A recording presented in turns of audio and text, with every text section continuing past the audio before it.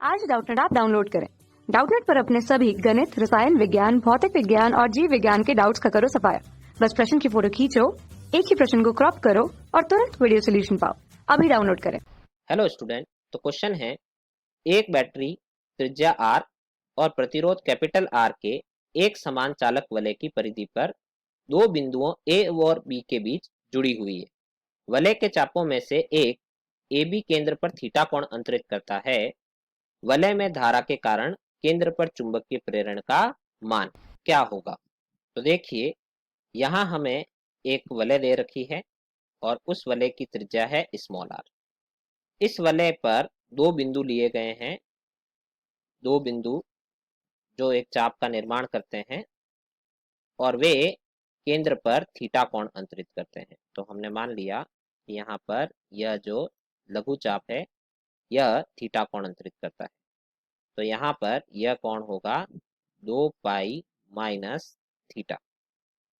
अब हमें यह कहा गया है कि इस वलय का कुल प्रतिरोध है R, कुल प्रतिरोध है R। तो यहाँ पर यदि हम इस भाग का प्रतिरोध R1 और छोटे वाले भाग का प्रतिरोध R2 माने, तो हम जानते हैं कि प्रतिरोध होता है रो एल ए, जहां रो और ए तो नियत रहेगा, परंतु यहाँ चाप की लंबाइयां अलग अलग है, इसलिए प्रतिरोध अलग अलग होगा।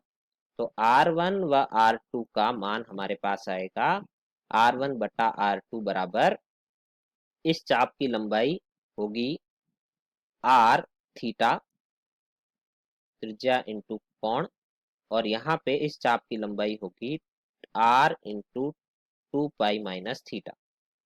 तो R1 की लंबाई है R into 2 pi minus theta और इसकी लंबाई है R थीटा। तो यहाँ से हमारे पास R1 R2 का मान आ जाएगा 2 पाई माइनस थीटा बटा थीटा। तो R1 के मान को माना जा सकता है 2 पाई माइनस थीटा एक्स और R2 के मान को माना जा सकता है थीटा एक्स। तो इनमें प्रवाहित धारा, क्योंकि ये एक ही बैटरी से जुड़े हुए हैं, तो इन बिंदुओं पर विभवांतर समान होगा। अतः धारा I1 का मान जो प्रतिरोध R1 से प्रवाहित होगी वह धारा I1 होगी विभवांतर बटा प्रतिरोध, धारा I2 होगी विभवांतर V बटा प्रतिरोध R2।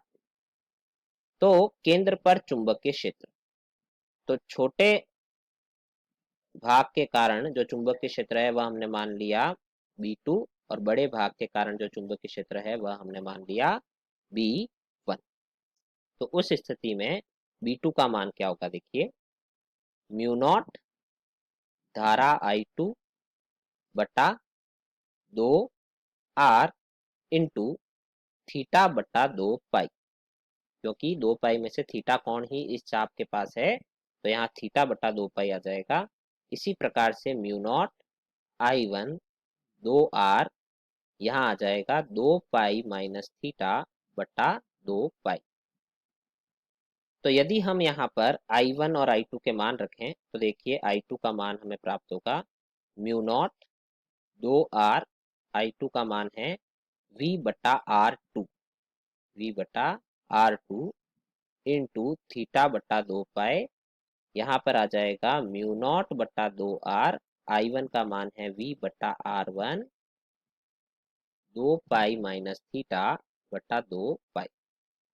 अब यदि हम यहाँ R1 R2 के मान रखें तो देखिए R1 का मान है 2 pi minus theta x, R1 का मान है 2 पाई माइनस थीटा एक्स और R2 का मान है थीटा एक्स। तो यहाँ मान रख देते हैं, देखिए mu naught 2R V theta x theta upon 2 pi minus mu naught V 2R, R1 का मान है यहाँ पे 2 pi minus theta x into 2 pi minus theta बटा 2 पाई। तो यहाँ देखिए थीटा से थीटा कट जाएगा, 2 पाई माइनस थीटा से 2 पाई माइनस थीटा। अब यदि आप इन दोनों संबंधों को देखें तो ये संबंध बराबर है, यानी इनका अंतर आएगा 0। इसका अर्थ है कि केंद्र पर चुंबकीय क्षेत्र थीटा के सभी मानों के लिए शून्य होगा, यानी हमारा ऑप्शन 4 सही है। कक्षा 6 से 12वीं से लेकर नीट, IIT, JEE वो एडवांस के लेवल तक 1 करोड़ से ज्यादा छात्रों का भरोसा। आज ही डाउनलोड करें डाउटनेट ऐप या व्हाट्सएप करें अपने सारे डाउट्स 8400 400 400 पर।